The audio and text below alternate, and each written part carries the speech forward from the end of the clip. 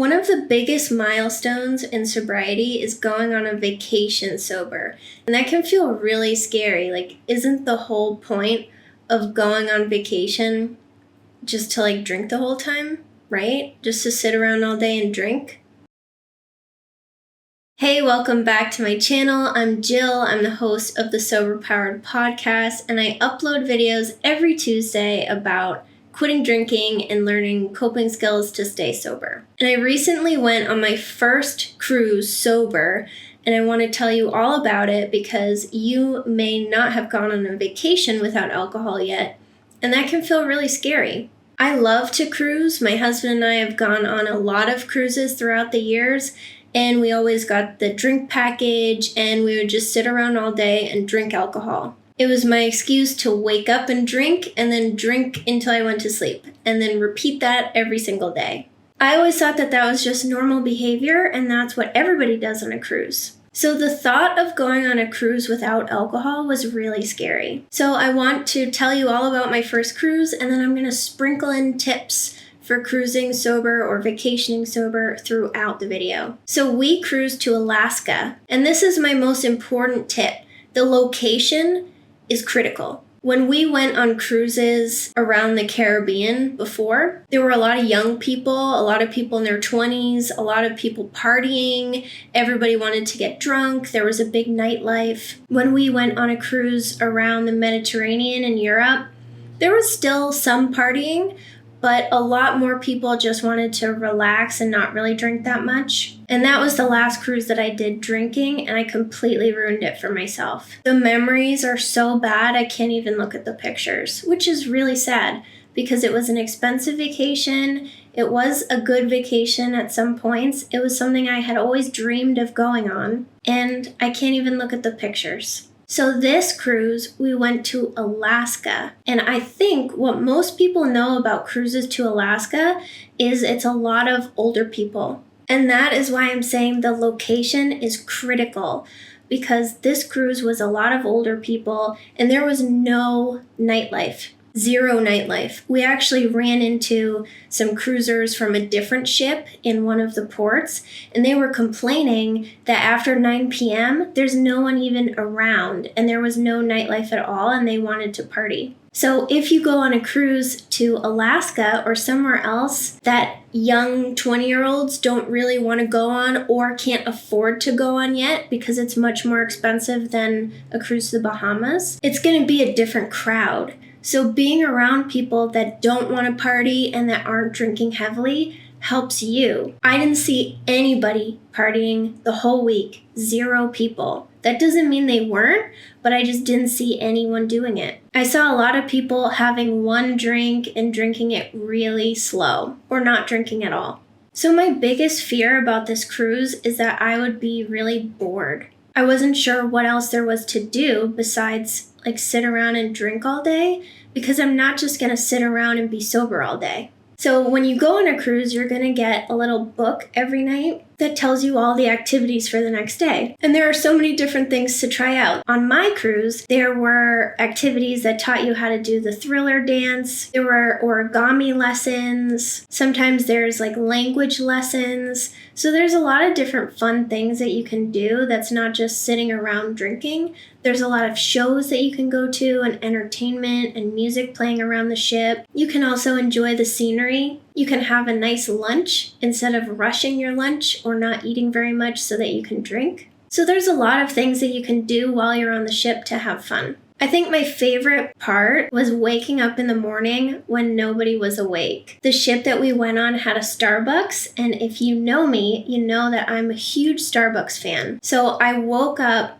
and I would walk through the ship basically alone. There was no one out at 6 a.m. In the beginning of the cruise, I woke up so early that Starbucks wasn't even open because we were adjusting to Alaska time, which is 4 hours behind Eastern time. So I would get my Starbucks and I would just walk through the ship and look around, and I was all by myself, and it was a really cool experience. So I recommend having really peaceful mornings and enjoying your time by yourself. My husband likes to sleep, so I would just walk around the ship by myself while he got a little extra sleep before I woke him up for the day. Your ship might even have go-karts or laser tag or all these different fun activities that you can try. So look and research the ship before you commit.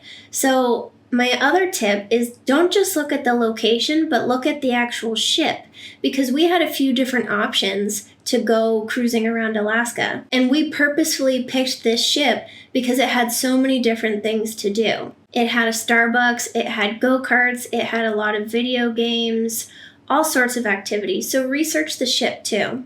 On drinking cruises that I went on in the past, I would get so drunk at night and usually black out or embarrass myself in some way that I would wake up the next day massively hungover. And what happened on my cruise to Europe was I had just done a 90-day sobriety journey to cure myself so that I could drink normally. And I was moderating for the first time in my life after the 90 days, but it was because I was isolating and I wasn't hanging out with any friends at all. So this cruise was the first real thing that I did since going back to drinking. And I thought, it's a special occasion. I can drink the way that I want to drink. And then I'll go home and moderate again, because special occasions was always the goal. I always wanted to be able to drink on special occasions. So I drank the way that I wanted to drink on the cruise, which was 24/7. I had absolutely no control over the amount of alcohol that I drank.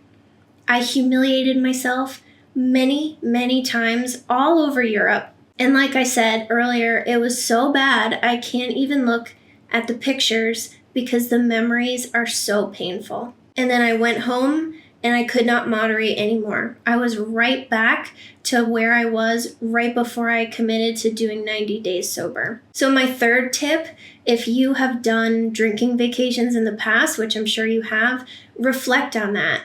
Was it actually fun? Did you enjoy where you went? Did you get to do everything that you wanted to do? Were you hungover the whole time? Did you embarrass yourself? So think on that. And also on that cruise, there was one night that I drank so much I didn't wake up on time for our excursion the next day. And we missed one of the places that I was most excited to go to.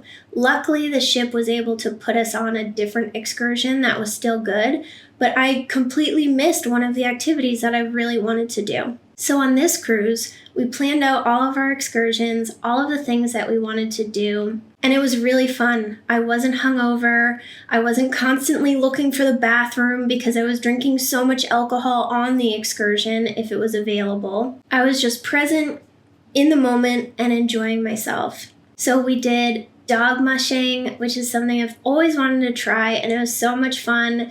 And these dogs were training for the Iditarod, and they loved pulling around the sled.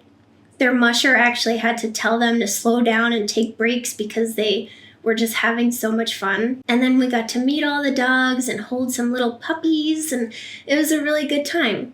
We also saw a bunch of glaciers, which were gorgeous, and we saw a lumberjack show. And that was a ton of fun, and there was a lot of comedy and like really cool athleticism. So there's a lot of things that you can enjoy when you're not drinking. And when you're not hungover for the best part of your cruise, which should be the excursions, you can really enjoy them and like be in the moment and have fun. We miss so many things on drinking vacations because we're hungover for the best part of the vacation, which is the daytime. And then we recover and we're ready to drink and party again for the nightlife. But most of the time, you're going away to spend time with your family or to go see specific things or go to certain places. So the daytime is the most important part of your vacation. And we throw that away over and over and over when we drink like a crazy person the night before because we have no control over the amount of alcohol that we drink. And maybe it seems fun and it seems like alcohol is essential for vacation, but it's really not. On vacations, when you drink, you probably just sat around and drank and you didn't do anything else.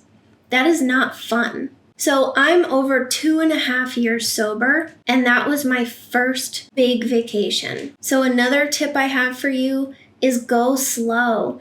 Do long weekends. Do smaller vacations. Don't just throw yourself into a big vacation right in early sobriety. Get your feet wet. Try little things and build up your confidence. I've done a bunch of long weekends or shorter trips, and I built up my confidence that I can have fun and do things without alcohol. So don't just throw yourself into a huge vacation. And my last tip, really for anywhere, but cruising specifically, is there are always meetings. Wherever you go in the world, you can find an AA meeting to go to and you can meet your people. Doesn't matter if it's in another country, you can always find an AA meeting if you're searching for it. And I would recommend even looking online before you go, just so that option is there if you're on your trip and you're feeling a little uncomfortable and you want some support. On cruises specifically, there's something called Friends of Bill W, and that is a sober meetup or an AA meeting. And it's usually every single day on the cruise. And you can just go and meet your people and get some support. And then you'll also have accountability because then you've met the sober people on the cruise and they're looking out for you. And you don't want to drink when one of those sober people might be around to see. So accountability is really helpful too. And also be aware of who you're going on the trip with. I went with my husband and he's just a regular old take it or leave it drinker. He doesn't care. He did drink on this cruise, but he was really mindful about what he drank and when. So we have an agreement that he will never drink wine around me ever because wine was my drink. I don't want to watch him drink my favorite thing. And cruises have mocktails that you can order. You can order a virgin pina colada.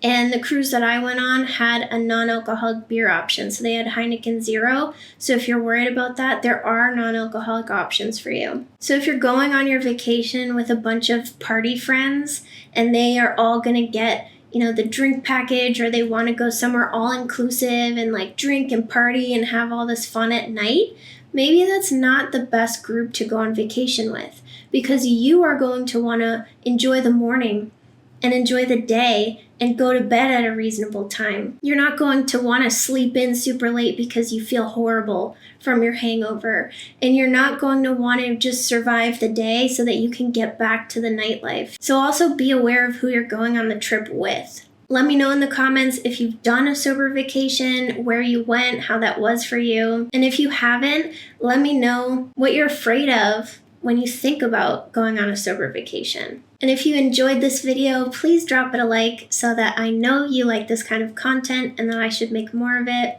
And don't forget to subscribe to my channel, and I will talk to you in the next video.